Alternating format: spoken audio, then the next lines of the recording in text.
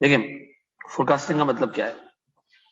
Forecasting का मतलब ये है कि यार आप पास्ट देख के ना, आप हिस्ट्री देख के आप हिस्ट्री देख के फ्यूचर प्रेडिक्ट करें। ठीक है, यानी इसमें एक चीज है ट्रेंड एनालिसिस। ट्रेंड एनालिसिस, ठीक है जी। यानी आप सर पास्ट देखें, पास्ट को देख के आप फ्यूचर को प्रेडिक्ट करें। ठीक है, तो सीधी सी बात है, ट्रेंड एनालिसिस है। यानी सर जो पास्ट में होता रहा है वो फ्यूचर में भी होता रहेगा। लेकिन क्या ये जरूरी है कि जो पास्ट में वो फ्यूचर में होता रहेगा? सर देखें, इसके तीन एक्सेप्शन हैं। मतलब तीन वेरिएशन आ सकती हैं, तीन पॉसिबल वेरिएशन आ सकती हैं। एक हमारे पास है सीजनल वेरिएशन।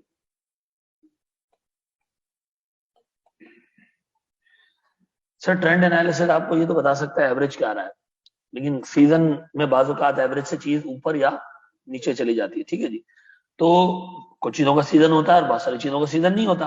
जैसे मिसाल के तौर पर अगर कोई कहे कि यार गाय बैल का बिजनेस एवरेज एक साल में कितनी गाय बिकती है, तो उसे मिसाल के तौर पर एक साल में कोई 8 लाख गाय बिकती है, या एक पर मंथ आप निकाल लो गाय का एवरेज, एक एक महीने में कितनी गाय बिकती है, तो पता चलेगा भाई एक महीने में 2 लाख गाय बिकती है। लेकिन सर सीधी सी बात है, ये 2 लाख ऐसा नहीं है कि हर महीने 2 लाख बिका है। सर गाय बकरा ईद की सीजन में शायद 8 लाख एक साथ बिक जाती है, और फिर पूरे साल में जो है ना वो 4 लाख गाय बिकती है। तो उसका मतलब है भाई ट्रेंड एनालिसिस फॉलो हो सकता है, लेकिन ट्रेंड एनालिसिस में एक एक्सेप्शन है किसकी? कुछ चीजों की सेल सीजनल होती है। ठीक है जी। वालेकुम सलाम।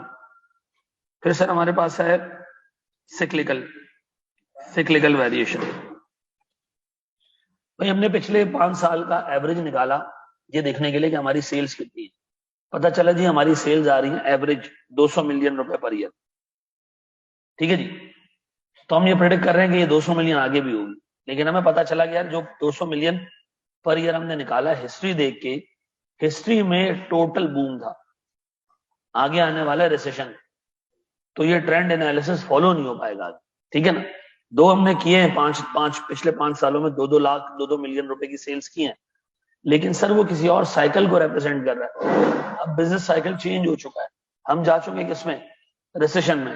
तो सीधी सी बात है सर, ट्रेंड एनालिसिस करते हुए आपको यह ख्याल भी रखना पड़ेगा कि कहीं साइकिल का फेज चेंज तो नहीं हो गया। ठीक है जी। तीसरी चीज, रैंडम वेरिएशन।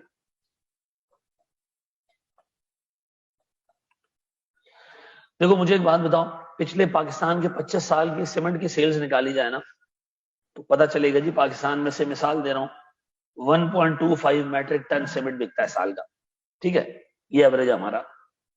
अच्छा, सीमेंट बिकने का कोई सीजन नहीं आता, सीमेंट बिकने का कोई साइकिल से भी कोई खातर हुआ मसला नहीं है। मसला ये कि सर कुछ साल ऐसे हैं बीच में जिसमें सीमेंट की सेल्स एबनॉर्मल हुई। उनमें से एक बड़ा मनूस साल था 2005। इसमें आया था जलजला, बालाकोट में जलजला आया था इसमें, और एक सेफ अंदाजे के हिसाब से कोई 1.5 लाख लोग उसके अंदर इंतकाल हुआ था उनका, मरे थे वो लोग।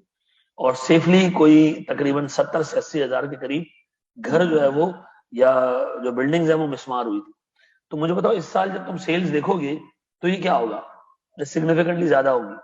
तो सर ट्रेंड एनालिसिस आप यूज करें, लेकिन इन तीन एक्सेप्शंस को सामने रखें। इन तीन एक्सेप्शंस को सामने रखें। एक्सेप्शन क्या है सर?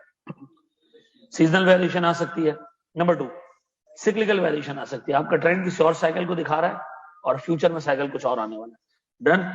सर रैंडम वेरिएबल्स का मतलब ये कि सर हमने एक चीज प्रिडिक्ट की, मे भी कोई नेक्स्ट ऐसा रैंडम वेरिएबल आ जाए जिसकी वजह से एबनॉर्मली सेल्स ऊपर या नीचे चली जाए। ठीक है जी, हिस्ट्री में भी इस तरह के रैंडम पैचेस आते रहे ऐसा। तो मुझे बताएं सर फिर हमें करना क्या चाहिए? गौर से सुनना। अब आता है सर फोरकास्टिंग का मरहला। वो कहता है जी आप ट्रेंड एनालिसिस को लो, ठीक है जी, आप इसमें ऐड करो सीजनल वेरिएशन, आप इसमें ऐड करो सिक्लिकल वेरिएशन, आप इसमें ऐड करो एक्सपेक्टेड रैंडम। ठीक है जी, ये आपका हो जाएगा फोरकास्ट। ठीक है जी, ये कहलाता है एडिटिव मॉडल। क्या कहलाता है? अभी एक सवाल करोगे ना, उसके ऊपर तुम्हें अंदाजा हो जाएगा ये कौन सा मॉडल कहलाता है। Additive model. ठीक है जी, वो कहता है जनाब एक ट्रेंड लो, उसमें एडजस्टमेंट करो किसकी? प्लस माइनस सीजनल की, plus minus cyclical variation, plus minus random, expect करो कि क्या हो सकता है। ठीक है जी। फिर फोरकास्ट का दूसरा भी मॉडल है ट्रेंड निकालो, मल्टीप्लाई मल्टीप्लाई और मल्टीप्लाई, ये कहलाता है मल्टीप्लिकेटिव मॉडल। ठीक है जी, मल्टीप्लिकेटिव मॉडल नहीं है। और एडिटिव मॉडल भी सिर्फ कौन सा, ट्रेंड प्लस सीजनल वेरिएशन है। ठीक है, सिक्लिकल का भी बता दें, सारे ही बता दें सर। सिक्लिकल का मतलब है आपने एक ट्रेंड एनालिसिस निकाला पिछले 5 साल की सेल्स एवरेज 2 मिलियन आपकी सेल निकली, आपने कहा अगले साल भी इतना ही होगा, तो आपको ये बताया गया पिछले 5 साल पाकिस्तान में बूम था, अब आगे रिसेशन आने वाला है, तो ये ट्रेंड फॉलो नहीं होगा। तो आपने क्या करना है, जो ट्रेंड में से 2 मिलियन की फिगर निकली है उसमें आपने माइनस कर देना है क्या चीज, सिक्लिकल फैक्टर। या सर उसने आपको ये कहा कि पिछले 2 मिलियन की जो सेल आई पिछले 5 सालों की, पिछले 5 साल रिसेशन था और आगे आने वाले में बूम आने वाला है, तो आप क्या करोगे, ऐड कर दोगे। ठीक है जी, तो याद रखना सर, जब आप फोरकास्ट निकाल रहे होंगे तो आपने करना क्या है सर, आपने ट्रेंड लेना है, ट्रेंड में सीजनल, सिक्लिकल और रैंडम एक्सपेक्टेड वेरिएशन क्या करनी है, ऐड या लेस करनी है। हमारे कोर्स में ये 2 चीजें नहीं है ऐसा, और मल्टीप्लिकेटिव मॉडल है ही नहीं हमारे कोर्स में है क्या, सिर्फ और सिर्फ फोरकास्ट के लिए ट्रेंड प्लस सीजनल फैक्टर, बस डन। नहीं वो डाटा फिर ऐसे ही देगा ना, तो वो डाटा ऐसा देगा तुम्हें, मल्टीप्लाई करने वाला डाटा देगा तुम्हें। ठीक है जी, फिर ये जो नीचे वाले ना ये फैक्टर देगा, सीजन फैक्टर है 1.02, सिक्लिकल फैक्टर है 1.1। ठीक है ना, बड़े माँ के दोस्त ही बनाया, कोई और चीज रेफर नहीं किया। हाँ कुछ वीडियोस रेफर किए हैं, कुछ बाकी किताबें रेफर की हैं, वो भी वहां पर जहां मुझे लगता है कि सवाल बन के आ सकता है, अदरवाइज प्योर स्टडी टेक्स्ट को फॉलो करना है। फिर रिपीट कर रहा हूँ सर, आए देखें जरा क्या कह रहा है। ये मैं तुम लोगों को करने दूंगा कि तुम लोग खुद करके दोगे मुझे, मैं ये देखना चाहता हूँ कि इतने तुम्हारे अंदर दिमाग है कि अगर पेपर में इस तरह का एक सवाल आउट ऑफ द ब्लू मुड़ के आ गया तो तुम लोग कर लो। मैं इसको रीड कर रहा हूँ, ये कह रहे जनाब, Western is a local organisation responsible for waste collection. ठीक है, कचरा जमा करते हैं हम फ्रॉम डोमेस्टिक हाउस होल्ड, कचरे के डब्बे जो बाहर पड़े होते हैं उठा के हम ले जाते हैं। The new management accountant of the Western has decided to introduce a new forecasting technique to improve the accuracy of budgeting. ठीक है जी, बजटिंग को एक्यूरेट बनाने के लिए हम ये कर रहे हैं। The next budget is to be produced for the year ended 31 December 2010। दिमाग में रखना, हमने 2010 का बजट बनाना है। ठीक है, waste is collected by tons हमारे यूनिट है। The number of tons collected each year has been rising and by using time series analysis the management has produced the following relationship between tons collected and time. Sir इस बंदे ने time series analysis लगा के, time series analysis क्या होती है हमारे course का पार्ट नहीं है, मैं बता रहा हूं। तुम लोग ने अभी रिग्रेशन मॉडल पढ़ा है, रिग्रेशन मॉडल ट्रेंड प्रेडिक्ट करने का एक तरीका है, मूविंग एवरेज एक और मेथड है, वो ट्रेंड प्रेडिक्ट करता है। ट्रेंड प्रेडिक्ट करने का एक और मेथड है जो कहलाता है टाइम सीरीज। ठीक है जी, तो सर हमने टाइम सीरीज से एक फंक्शन निकाल लिया। फंक्शन क्या निकाला हमने कि हमारी डिमांड बराबर है 2000 प्लस 25Q। ये क्या है, वो कह रहे हैं Q is the quarter number, Q is the, देखो 2000, Q is the quarter number of what, 2009। मुझे एक बात बताएं, अगर मैं निकालना चाहूं मुझे कितने टन चीज बिकती है मेरे पास, ये कितने टन कलेक्शन होगी, तो 2000 तो मिनिमम कलेक्ट होगा प्लस 25 और पहला क्वार्टर, डन कितना आ जाएगा 2000। अच्छा अगले साल मतलब सेकंड क्वार्टर का 2000 प्लस 25 इंटू तो कितना जी 2050। इसका मतलब है सर हमारा ट्रेंड इंक्रीजिंग है, लेकिन वो नीचे कह रहा है each quarter is subject to certain seasonal variation with more waste being collected in middle quarters of each year. The adjustment required to the underlying trend prediction are, ये आपने ट्रेंड के अंदर एडजस्ट करना है। डन, वो आपसे कह रहा है बताएं 2010 में डिमांड क्या होगी, शाबाश निकाल लो। 2010 quarter 1 quarter 2 quarter 3 quarter 4,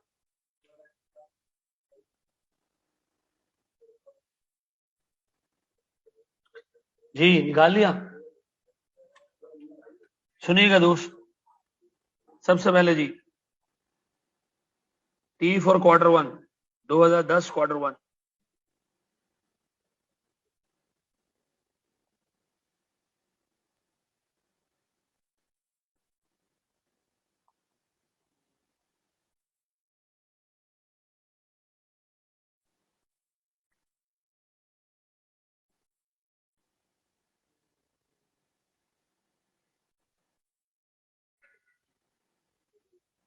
please board पे, प्लीज बोर्ड पे।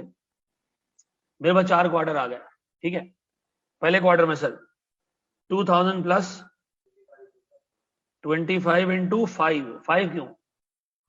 2009 के 4 क्वार्टर थे, वो खत्म। 10 का पहला क्वार्टर तो 5 होगा, ठीक है जी। माइनस 200, ये क्यों? सीजनल वेरिएशन कितना? 1925। फिर 2000 इंटू 25 6 प्लस 250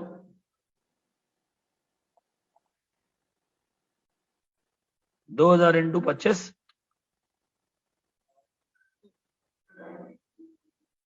150 2325 2000 8 प्लस माइनस 100। ऐसा ये कर लोगे? अब बताओ, अगर आपको इक्वेशन दे दी जाए ट्रेंड की, तो आप प्लस माइनस करके सीधे निकाल लोगे? अब ये ट्रेंड की इक्वेशन बनाने के ना 2 मेथड्स हमारे कोर्स, या तो ट्रेंड निकालने के या इक्वेशन बनाने की, ठीक है। तो ये कॉपी करने के बाद अपने पास हेडिंग डालो मूविंग एवरेज मेथड।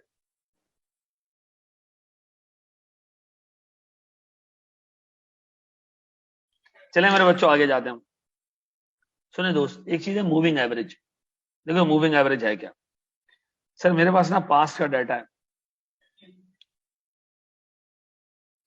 ये मेरे पास 7 सालों का डाटा मौजूद है। 7 सालों में हमारी सेल्स है 50, 52, 58, 67, 58, 59, 68, ये हमारी सेल्स है, ठीक है। आपको प्रिडिक्ट करनी है सेल्स 8वें साल की, ठीक है जी। किस साल की? एग्जामिनर कह रहा है कि जनाब गौर से सुनो, एग्जामिनर कह रहा है कि भाई आप मूविंग एवरेज लें। मूविंग एवरेज 3 साल का, किसका? 3 साल का मूविंग एवरेज लें। मैं यहां पर लिख रहा हूं प्रिडिक्शन। मूविंग एवरेज समझ दो 3 साल का क्या होता है। अगर आपने चौथे साल की प्रोडिक्शन करनी है, तो आप लास्ट 3 इयर्स का एवरेज ले लें। लास्ट 3 इयर्स कितना जनाब? 50, 52 और 58 डिवाइडेड बाय 3 कितना आ रहा है? देखो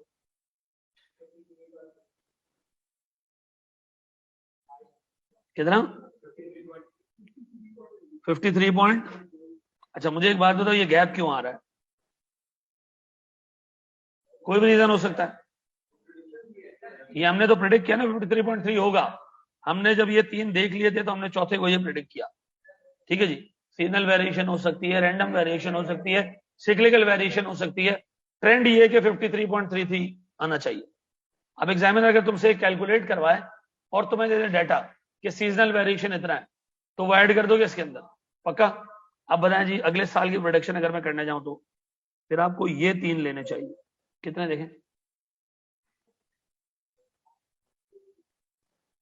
4 हो गई।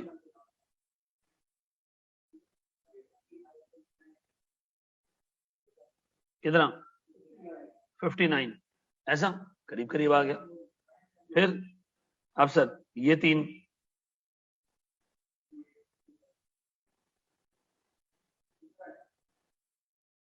कितना? 61। अच्छा अब हमने प्रेडिक्ट 7वें साल को करना है, 8वें 7वें साल को। अगर मैं 7वें साल को प्रेडिक्ट करता, तो मैं किन को लेता? इन 3 को। ना ना ना ना,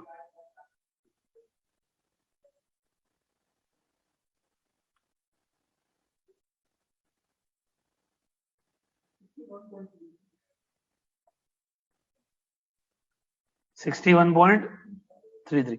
अब बताओ हमने प्रोडिक्शन करनी है किसकी? 8वें साल की, जो रिक्वायर्ड था सवाल का, वो आखिरी पार्ट था। लेकिन हमने शुरू से प्रोडिक्शन कर ली ताकि एक आइडिया ले लें जी। इन 3 को आपने ऐड करके 3 से डिवाइड,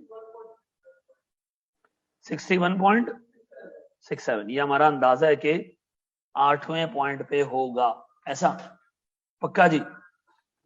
अब आपको आपकी किताब का एक सवाल कर रहा हूं, ये कॉपी कर लो।